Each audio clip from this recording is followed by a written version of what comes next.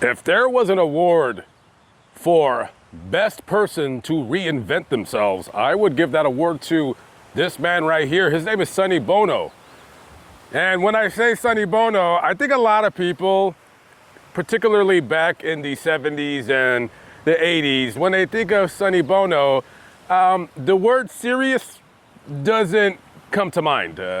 You think of Sonny Bono, you think of a funny guy, kind of short, mustache, Sonny and Cher, that marriage that ended publicly very badly, particularly for Sonny Bono.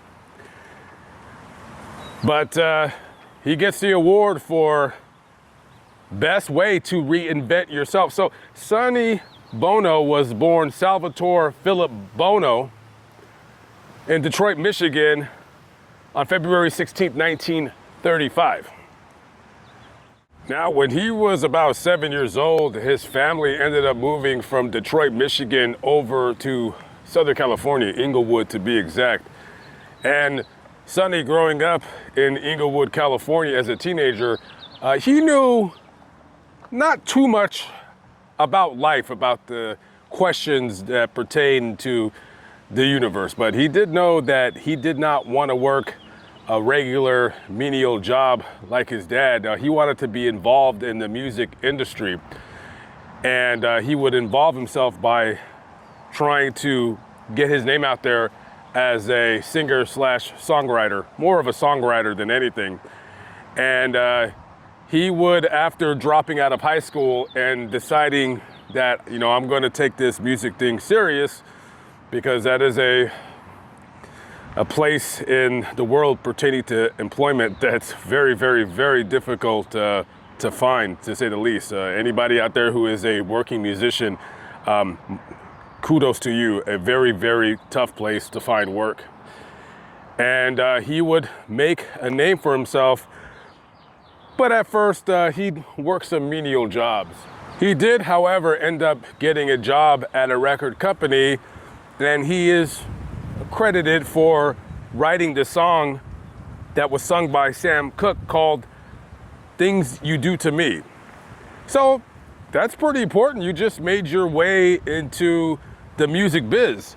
And also he would get a job working for music producer weirdo extraordinaire. This clown right here, Phil Spector, by the way, will be doing a video about the murder that was committed by him. Not sure how to go about doing that video, but check me out in the future. That video will be on this channel in some form or fashion. So he worked for Phil Spector basically as a gopher, and do this, do that, write this, write that, copy this, copy that, do as I say, all that good stuff. So in 1964, at a coffee shop, Sonny was at that place, and he sees a really cute young girl. Her name was Sherilyn Sarkeesian, better known to the world now as Cher. And at that time, they introduced each other, and Sonny at the time, he's about 27. Cher, well, she tells him, I'm 18 years old. No, she was 16. She was 16 turning 17. So they ended up being friends at first, then dating, and they would move in together, and next thing you know, they would become pretty famous in their own right. And in 1971, while Sonny and Cher, which at this time now, they're really considered like one entity, if you will, they were guest hosting on the Merv Griffin Show, and a man that he worked for CBS television studios, he sees these people, right? And he's like, hey, I think I can figure out a way where I think a TV show would be fantastic, and I think these two have a lot of energy. They seem to look good together on television. So he hits them up and he says, hey, how about we work out a television deal for you two?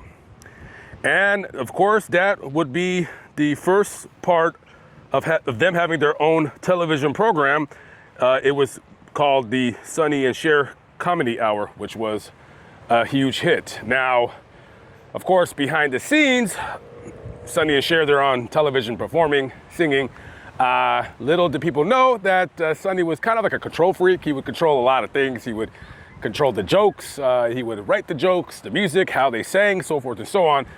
And it just became ultimately too much. It was one of those relationships that the kid, being Cher, was really, really young.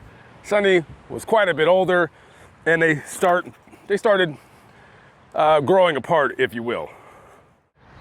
They would end up having one child together, and they would ultimately divorce in 1975.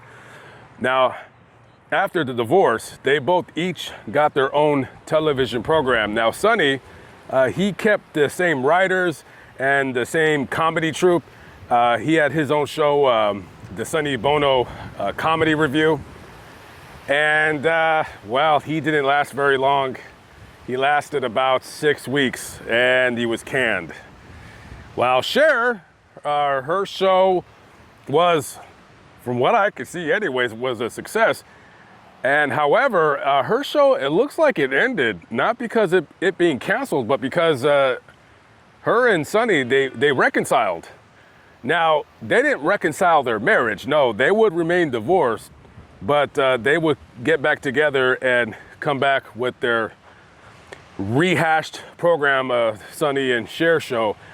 But of course, you know, in the program, now that things were different in their divorce, which was very public, so they would make jokes about their divorce. And I want to say the feeling of the show, the chemistry between the two, it just really wasn't the same anymore. So it lasted about 1.5 or 2 seasons before finally being shelved. Now, Sonny, he would go on to, well, for a while, not do too much. Cher, she would go on to be on the cover of this magazine, on the cover of that magazine,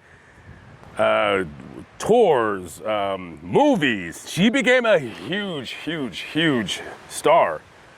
And it looks like, looking back, Sonny was holding her back. And you got to think to yourself, that must be, I don't know. I don't know Sonny Bono, but you would think as one man to another man and how you could possibly feel. He might, you know, not saying he was bitter or jealous or anything, but that's gotta suck, you know. You're with this girl, everything is going good, and then everything ends, and next thing you know, she's a big, huge star, and you're sitting in your home in Palm Springs, and you're like, what the hell happened? I mean, you got to think of what kind of things he was thinking in his mind.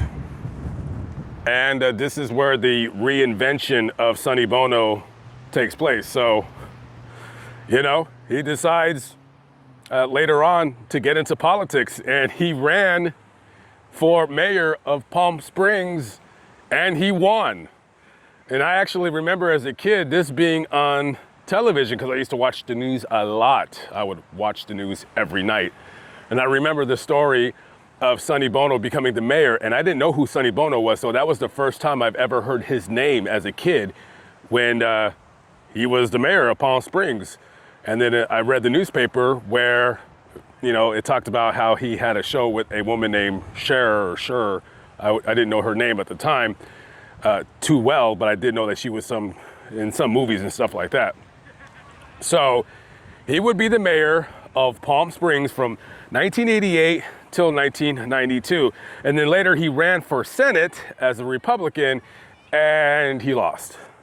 And then later on he would go to serve in the Congress in the House of Representatives, 44th District here in Palm Springs, California. Now, he was going to eventually make another go at the Senate.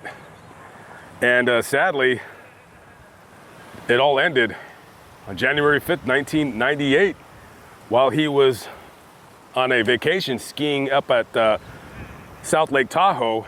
He was at the Heavenly Mountain Resort. And that's when the world woke up to the terrible news that yet another celebrity died in a skiing accident hitting a tree.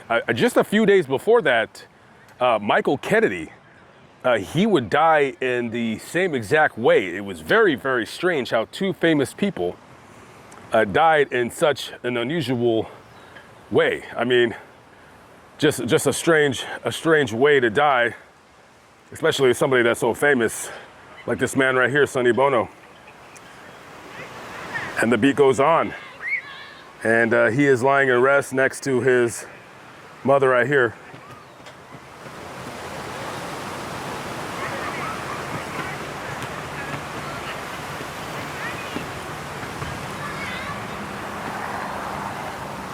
Truer words were never said. And the beat goes on.